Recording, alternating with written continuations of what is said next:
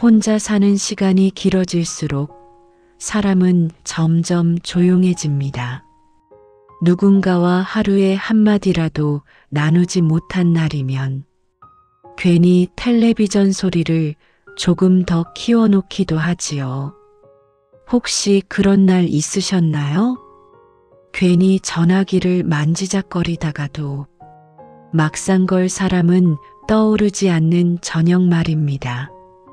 그날 엘리베이터 문이 멈춰선 그 순간 그녀의 하루도 그리고 마음도 멈춰 서고 말았습니다. 그리고 그 안에서 예상치 못한 인연이 시작되었습니다. 그날은 유난히 바람이 차가웠습니다. 아파트 현관을 나서며 김영자 씨는 목도리를 한 번 더 여몄습니다.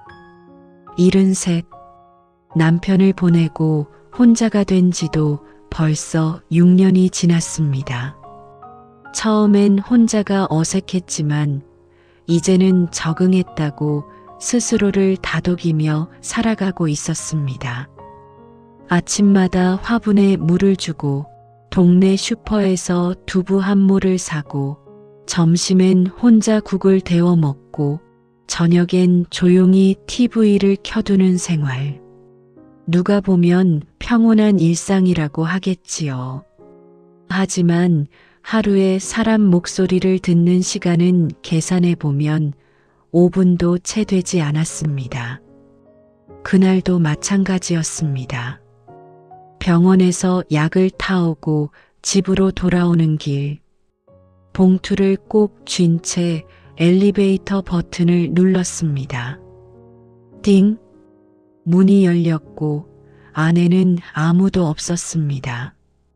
8층 버튼을 누르고 문이 닫히자 엘리베이터 안은 금세 조용해졌습니다. 기계 소리와 함께 천천히 올라가던 그 순간 툭! 갑자기 불이 꺼졌습니다. 그리고 완전히 멈춰버린 엘리베이터. 어머! 작은 비명이 새어나왔습니다.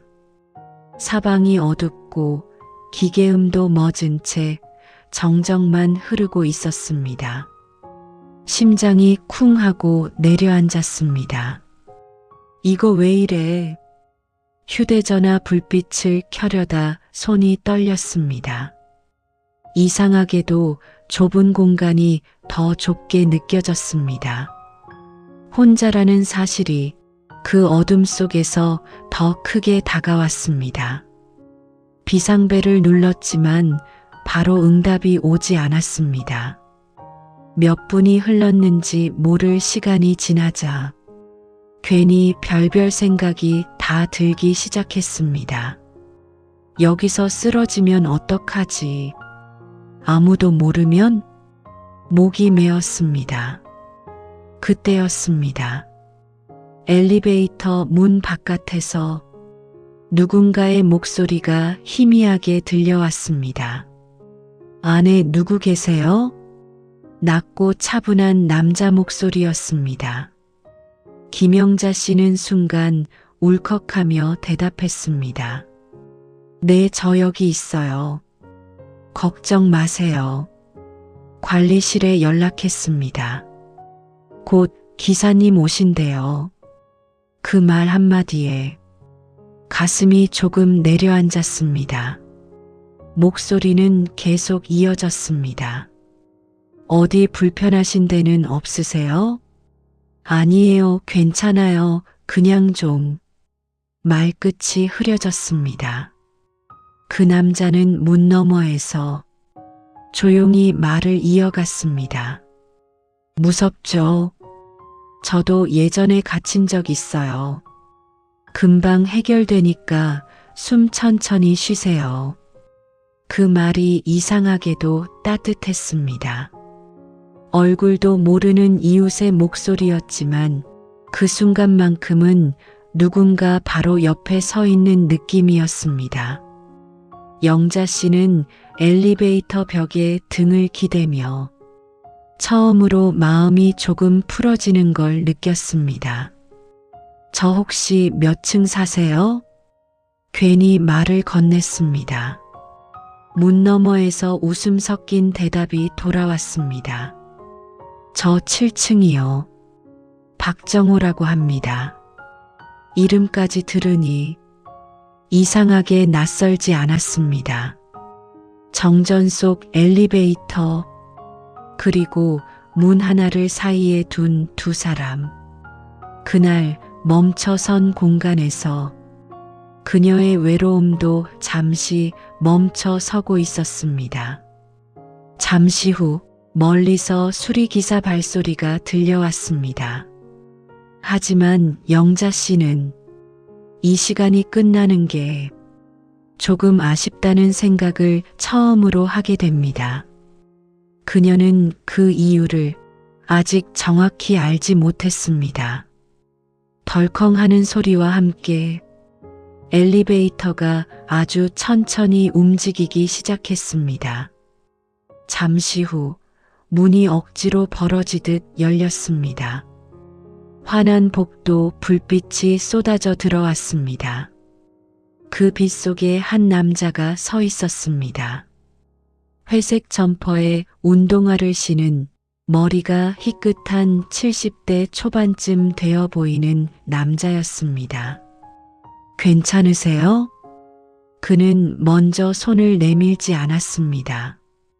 대신 한 발짝 뒤에서 조심스럽게 물었습니다. 그 배려가 이상하게도 고마웠습니다. 내 덕분에요. 영자 씨는 엘리베이터에서 천천히 걸어 나왔습니다. 다리가 생각보다 많이 떨리고 있었습니다. 남자는 조용히 옆에 서 있다가 그녀가 균형을 잡는 걸 확인한 뒤에야 말을 이었습니다. 많이 놀라셨죠? 요즘 가끔 전기 문제가 있더라고요. 아이고, 혼자라 더 그랬나 봐요. 그 말이 툭 튀어나왔습니다. 괜히 한 말 같아 민망했지만 이미 공기는 조금 부드러워져 있었습니다. 남자는 고개를 끄덕였습니다. 혼자 계시면 그런 상황이 더 크게 느껴지죠. 그 한 문장에 영자 씨는 잠깐 숨이 멎는 느낌을 받았습니다. 아, 이 사람도 혼자인가? 묻지 않았지만 어쩐지 알 것 같았습니다. 두 사람은 같은 방향으로 걸었습니다. 7층에서 남자가 먼저 내렸고 계단을 통해 8층까지 함께 올라가겠다고 했습니다. 괜찮아요. 여기까지면 돼요. 그래도 혹시 모르니까요. 계단을 오르는 동안 두 사람 사이에는 조용한 숨소리만 오갔습니다. 그 침묵이 어색하지 않았습니다. 8층 복도에 도착했을 때 영자 씨는 문 앞에서 잠시 망설였습니다. 아까 정말 고마웠어요. 남자는 가볍게 손을 저었습니다. 이웃인데요, 뭐. 당연한 거죠. 이웃. 그 단어가 유난히 크게 들렸습니다. 문을 열고 집 안으로 들어왔지만 마음은 아직 복도에 남아있는 듯 했습니다. 부엌 식탁 위에 약봉투를 올려놓고 한숨을 길게 내쉬었습니다. 조금 전에 어둠이 떠올랐습니다. 그리고 그 어둠 속에서 들리던 목소리. 걱정 마세요.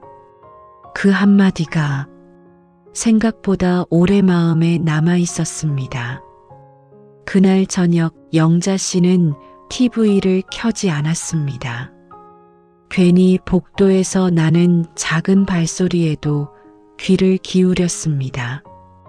7층 쪽에서 현관문 닫히는 소리가 들리자 괜히 안도감이 들었습니다. 내가 왜 이러지? 스스로 웃음이 나왔습니다.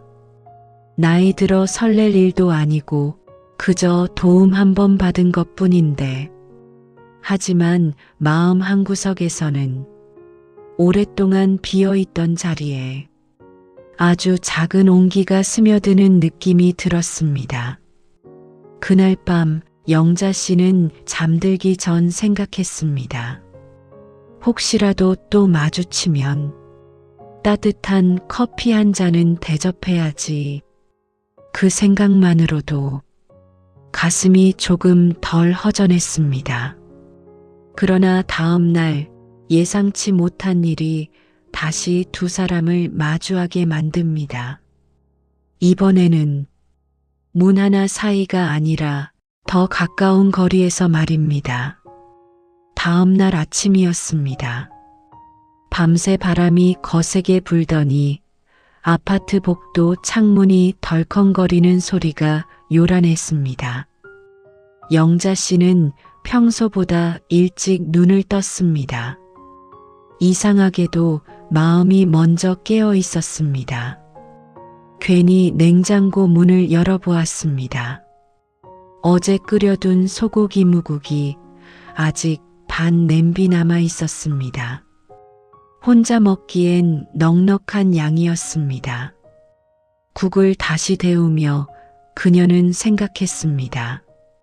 7층 박정호 씨라고 했지. 숟가락을 들었다 놓았다 하다가 결국 작은 스테인리스 통에 국을 덜어 담았습니다. 김이 모락모락 올라왔습니다. 문을 나서기 전까지도 몇 번이나 망설였습니다. 괜히 부담 주는 거 아닐까? 이 나이에 무슨... 하지만 어제 그 목소리가 자꾸 떠올랐습니다. 어둠 속에서 들려오던 차분한 말투. 결국 계단으로 천천히 내려갔습니다. 7층 복도는 조용했습니다. 문 앞에 서니 심장이 괜히 빨리 뛰었습니다. 초인종을 누를까 말까 망설이다가 작게 한번 눌렀습니다. 잠시 후 문이 열렸습니다. 어제 박정호 씨였습니다. 눈가에 미소가 번졌습니다. 영자 씨는 급히 통을 내밀었습니다. 어제 고마워서요. 국 좀 드시라고. 순간 그의 얼굴에 당황과 고마움이 동시에 스쳤습니다. 아이고, 이런 걸 다 저는 괜찮은데. 괜찮긴요. 혼자 먹기 많아서 그래요. 혼자라는 말이 또 나왔습니다. 이번엔 서로 피하지 않았습니다. 그는 잠시 망설이다가 문을 조금 더 열었습니다. 그럼 들어와서 차라도 한잔 하시겠어요? 영자 씨는 고개를 저었습니다. 아니에요. 국 식어요. 하지만 돌아서는 발걸음이 이상하게 가볍지 않았습니다. 그녀는 몇 걸음 걷다가 다시 멈췄습니다. 저기, 그가 문 앞에 아직 서 있었습니다.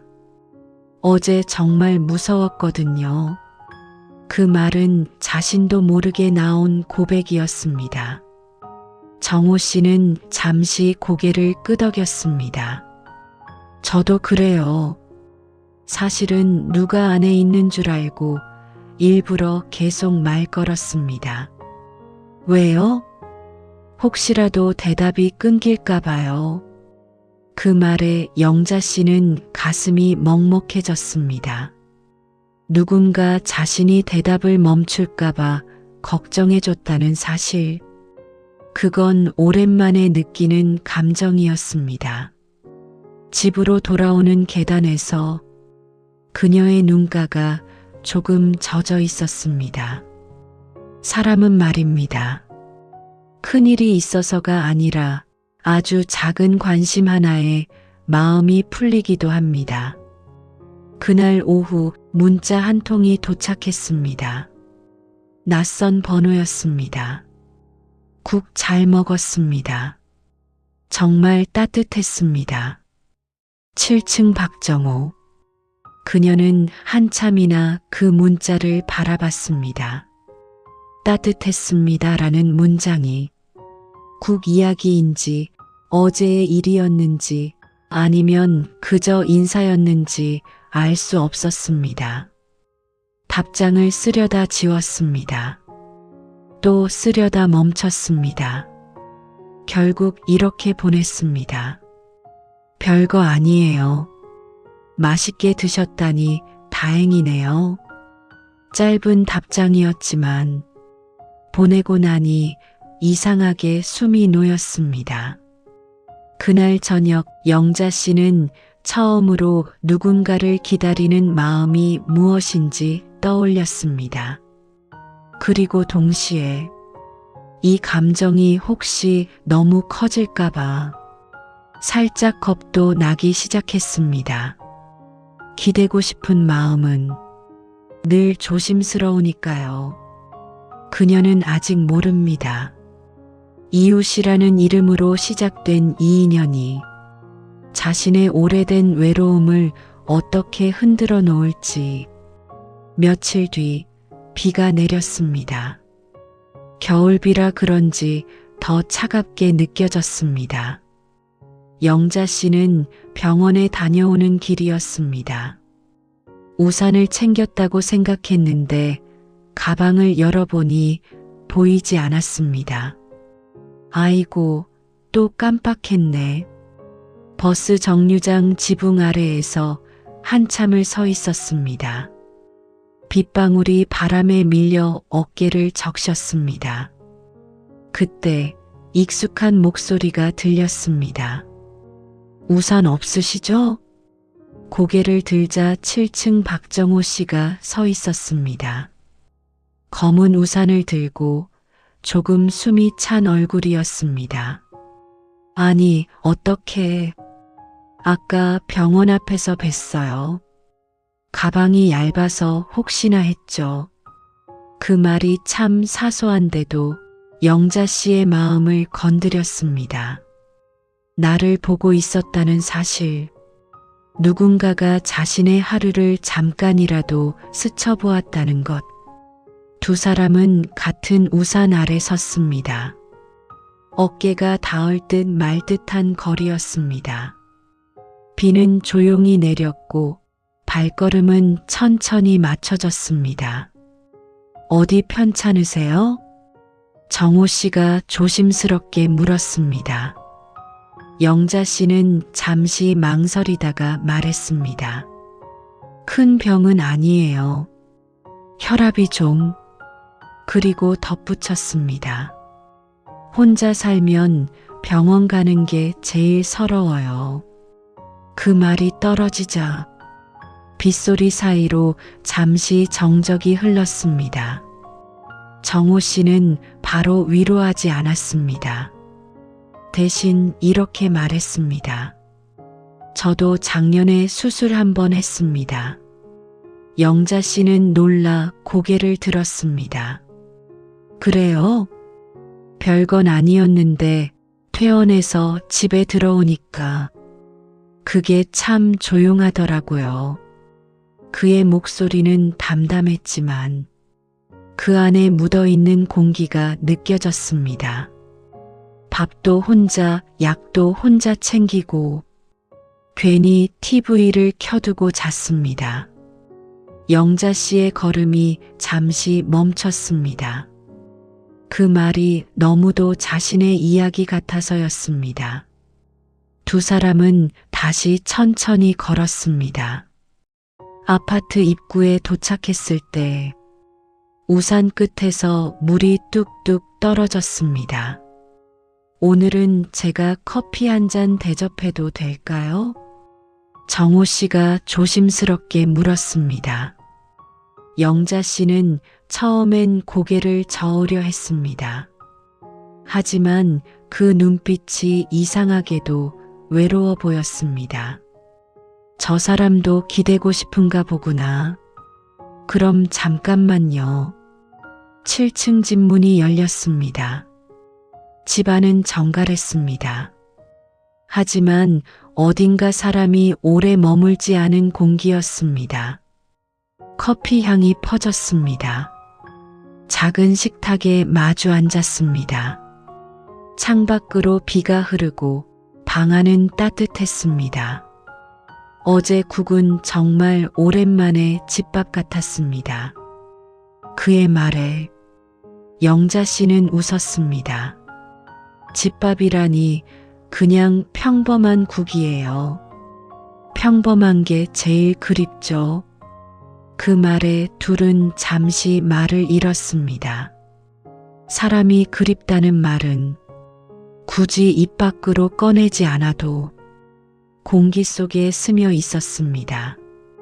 영자 씨는 문득 깨달았습니다. 이 사람도 자신처럼 하루의 끝이 조용한 사람이구나. 그 순간 그녀의 마음 한쪽이 조금 더 열렸습니다. 하지만 동시에 작은 두려움도 함께 올라왔습니다. 이러다 괜히 정이 들면 어떡하지? 정은 기대게 만들고 또 상처도 남기니까요. 그날 이후 두 사람의 하루에는 조금씩 서로의 흔적이 스며들기 시작합니다. 그리고 어느 날 영자 씨의 마음을 크게 흔드는 사건이 찾아옵니다. 비가 그친 뒤로 두 사람의 일상은 조금씩 겹쳐지기 시작했습니다. 아침에 마주치면 인사를 나누고 가끔은 함께 장을 보기도 했습니다. 무거운 쌀포대는 정호 씨가 들어주었고 영자 씨는 반찬을 조금씩 나누어 담아 건넸습니다. 그렇게 한 달쯤 지났을까요?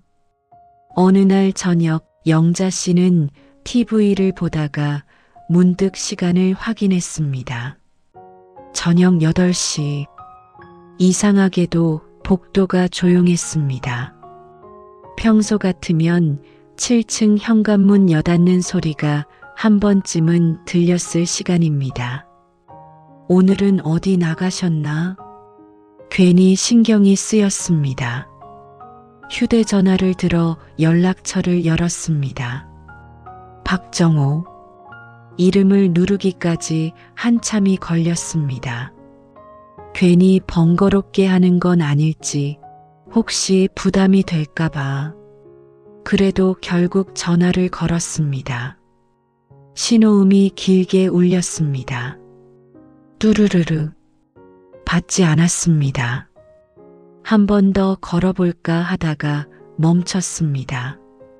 괜히 집착하는 것 같잖아. 하지만 마음은 점점 조급해졌습니다. 그때였습니다. 복도에서 작은 소란이 들렸습니다. 문을 열어보니 7층 쪽에서 관리인과 누군가 이야기를 나누고 있었습니다. 아까 병원에서 연락이 왔는데 그 말이 귀에 들어오는 순간 심장이 철렁 내려앉았습니다. 영자 씨는 계단을 거의 뛰듯이 내려갔습니다. 무슨 일이에요? 관리인이 고개를 들었습니다. 아, 7층 박 선생님 아시죠? 낮에 병원에서 어지러움 때문에 잠깐 쓰러지셨다네요. 크게 다친 건 아닌데 보호자 연락처가 없어서.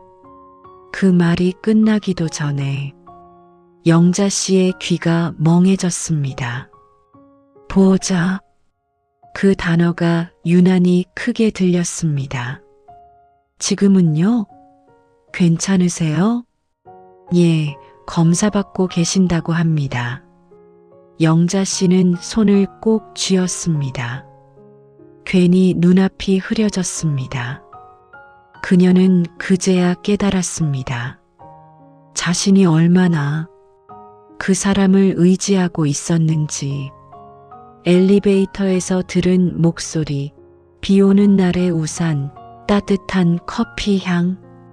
그 모든 장면이 한꺼번에 떠올랐습니다. 이 사람까지 없으면 그 생각이 스치는 순간 가슴 깊은 곳이 텅 빈 것처럼 아려왔습니다.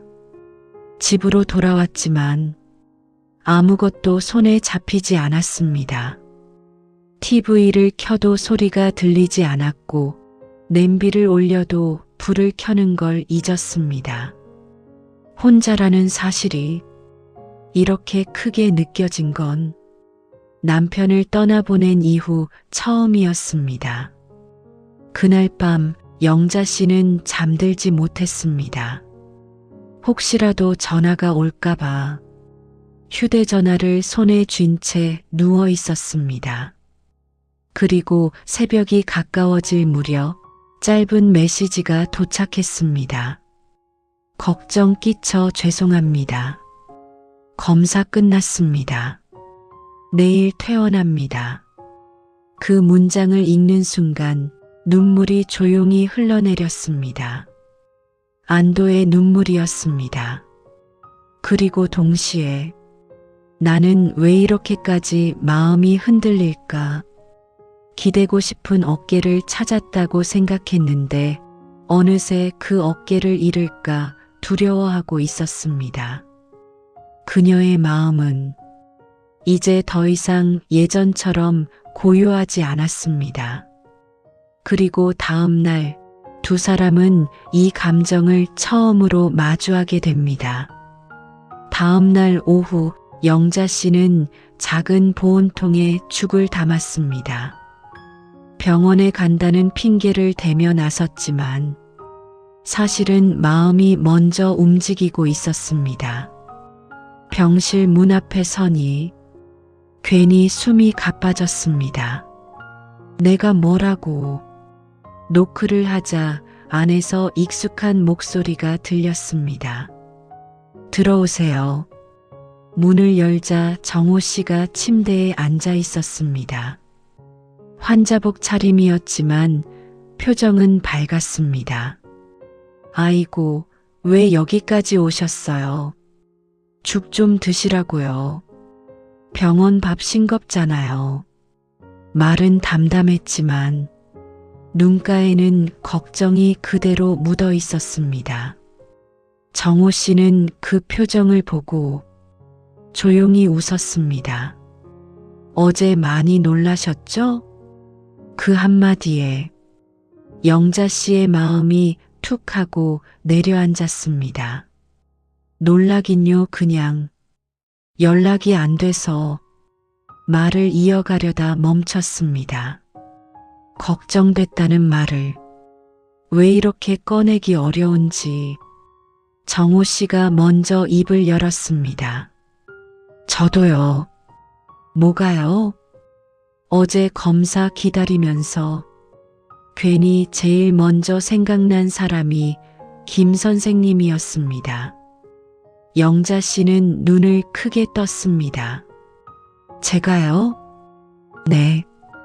엘리베이터에서 갇혔던 날처럼 또 누가 제 이름 불러줄 사람이 있을까 싶어서요. 그 말은 가볍게 한 농담이 아니었습니다. 그녀의 가슴 깊은 곳을 조용히 건드리는 말이었습니다. 병실 창밖으로 겨울 햇살이 들어왔습니다. 두 사람 사이에 따뜻한 빛이 번졌습니다.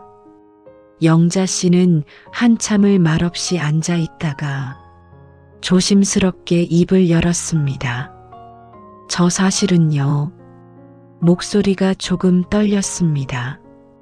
어제 너무 무서웠어요. 혹시라도 다시 혼자가 될까봐. 그 말이 끝나자 병실 안이 아주 조용해졌습니다. 정호 씨는 고개를 끄덕였습니다. 저도 그게 제일 무섭습니다. 잠시 후 그는 이렇게 덧붙였습니다. 혼자인 건 익숙해졌는데 다시 누군가가 생겼다가 사라지는 건 아직도 자신이 없어요. 그 말에 영자 씨는 고개를 숙였습니다. 그녀 역시 같은 마음이었기 때문입니다.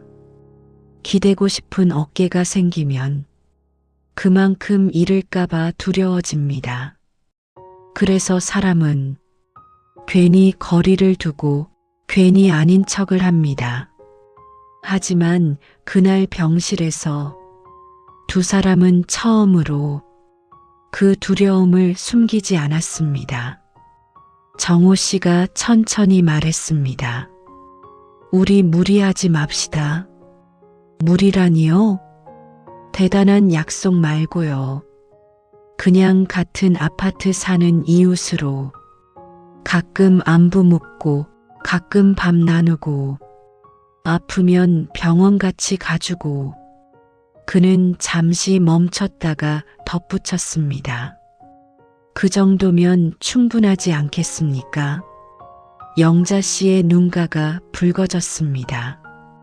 그녀는 고개를 천천히 끄덕였습니다. 네, 그 정도면 좋겠네요. 그 말 속에는 이미 많은 감정이 담겨 있었습니다. 사랑이라 이름 붙이지 않아도, 약속이라 크게 말하지 않아도 사람은 사람에게 기대어 살아갑니다. 병실을 나서며 영자 씨는 이상하게 마음이 가벼웠습니다.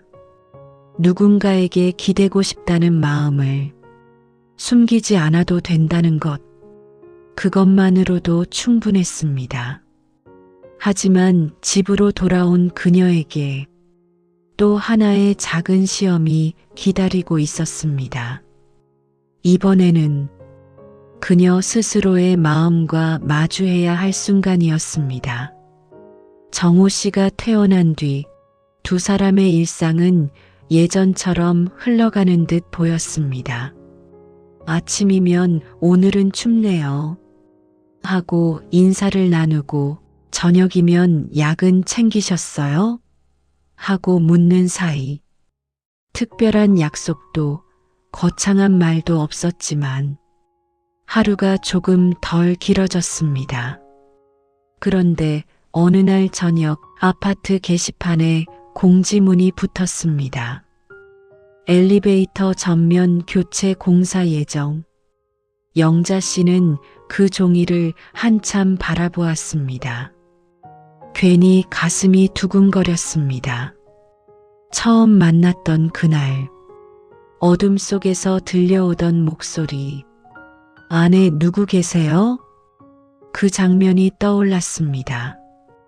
그날 이후로 그녀의 하루는 조금 달라졌습니다. 혼자 밥을 먹어도 완전히 혼자는 아니었습니다. 며칠 뒤 공사 전 마지막 운행날이 되었습니다. 영자 씨는 일부러 엘리베이터를 탔습니다. 8층 버튼을 누르며 괜히 숨이 고였습니다. 문이 닫히려는 순간 누군가 손을 넣어 문을 멈췄습니다. 같이 타도 되겠습니까? 정호 씨였습니다. 두 사람은 나란히 섰습니다. 좁은 공간이었지만 예전처럼 답답하지 않았습니다. 기억나세요? 영자 씨가 먼저 물었습니다. 그날이요. 정호 씨가 웃었습니다. 그럼요.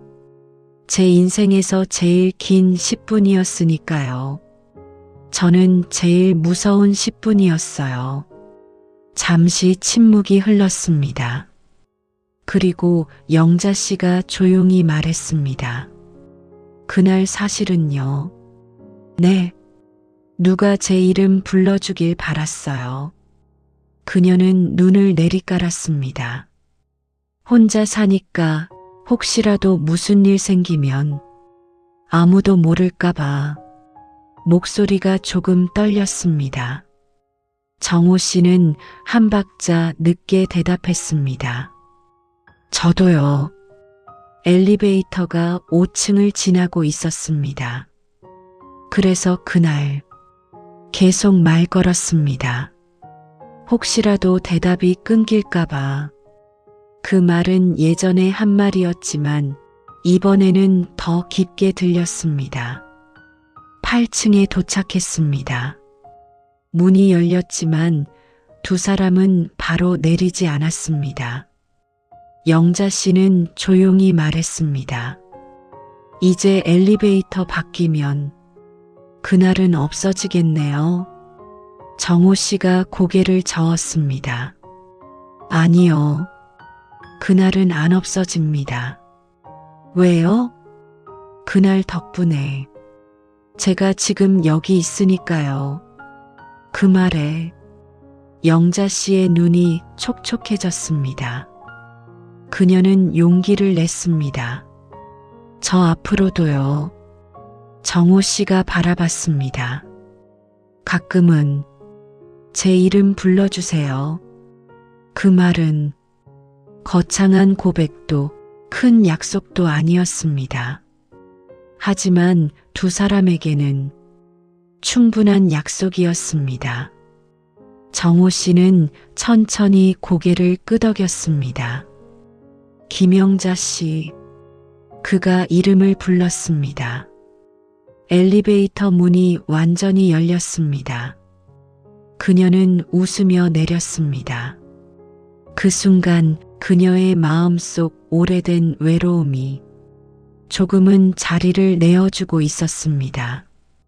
이제 남은 것은 조용하지만 단단한 동행, 그리고 그들이 함께 맞이할 또 다른 하루였습니다. 엘리베이터 공사가 끝난 날이었습니다. 새 기계 냄새가 복도에 은은하게 퍼졌습니다. 반짝이는 버튼과 밝은 조명, 모든 것이 새로워 보였습니다. 영자 씨는 일부러 천천히 걸어 나왔습니다. 괜히 마음이 차분했습니다. 예전 같았으면 엘리베이터 앞에 서는 것만으로도 가슴이 먼저 쿵 내려앉았을 겁니다. 하지만 오늘은 달랐습니다. 버튼을 누르자 위에서 내려오는 기계음이 또렷하게 들렸습니다. 띵! 문이 열렸습니다. 안에는 아무도 없었습니다. 그날과 비슷한 장면이었지만 마음은 전혀 다르게 움직였습니다. 잠시 망설이다가 탔습니다. 문이 닫히고 엘리베이터가 부드럽게 움직이기 시작했습니다. 그녀는 벽에 기대지 않았습니다. 휴대전화도 꺼내지 않았습니다. 대신 조용히 중얼거렸습니다. 이제 괜찮아. 그 말은 엘리베이터에게 하는 말이 아니라 자기 자신에게 건네는 말이었습니다. 8층에 도착했을 때 문이 열리자 복도 끝에 익숙한 모습이 보였습니다. 시험 운행 어떠셨습니까? 정호 씨였습니다. 괜히 장난스러운 표정이었습니다. 영자 씨는 웃으며 대답했습니다. 합격이에요. 두 사람은 나란히 걸었습니다. 그녀가 먼저 말을 꺼냈습니다. 요즘은요, 혼자 밥 먹어도 예전처럼 적적하진 않아요. 왜 그렇죠? 같은 건물 안에 제 이름 불러줄 사람이 있다는 걸 아니까요. 정호 씨는 잠시 말을 잇지 못했습니다. 그러다 천천히 말했습니다. 저도 그렇습니다. 혹시라도 무슨 일 생기면 문 두드릴 사람이 있다는 게 이렇게 큰 위로인 줄 몰랐습니다. 사람은 나이가 들수록 큰 사랑보다 작은 안부 하나가 더 고맙습니다. 밥 드셨어요? 약은 챙기셨어요? 오늘은 좀 어떠세요? 그 사소한 말들이 하루를 지탱해 줍니다. 복도 끝에서 헤어지기 전 정호 씨가 조용히 말했습니다. 김영자 씨, 그녀가 돌아봤습니다. 오늘 저녁 같이 드시겠습니까? 잠시 눈이 마주쳤습니다. 그 눈빛에는 설렘보다 편안함이 더 많았습니다. 영자 씨는 고개를 끄덕였습니다. 그럼 제가 반찬 하나 가져갈게요. 둘은 각자의 집 문을 열었습니다. 하지만 예전과 달리 완전히 다른 느낌이었습니다. 혼자 들어가는 집이었지만 마음은 혼자가 아니었습니다. 그날 밤 식탁 위에는 두 사람이 마주 앉았습니다. 큰 약속도 거창한 미래도 없었습니다. 그저 오늘을 함께 나누는 것, 그것이면 충분했습니다. 엘리베이터가 멈췄던 그날, 그녀는 어둠 속에서 기대고 싶은 어깨를 처음 느꼈습니다. 그리고 지금은 압니다. 사람은 완전히 기대지 않아도 서로의 옆에 서 있는 것만으로도 충분히 살아갈 힘을 얻는다는 걸. 그날 이후로 영자 씨는 더 이상 TV 소리를 크게 틀어두지 않습니다. 대신 가끔 복도에서 들려오는 발소리에 조용히 미소를 짓습니다. 김영자 씨, 누군가 부르면 대답할 수 있다는 것, 그것이 그녀에게는 가장 큰 위로가 되었습니다. 오늘의 이야기가 여러분들의 마음에 작은 울림과 위로가 되었다면 구독과 좋아요를 눌러주시면 감사하겠습니다. 앞으로도 여러분들에게 위로가 될 이야기로 찾아뵙겠습니다. 감사합니다.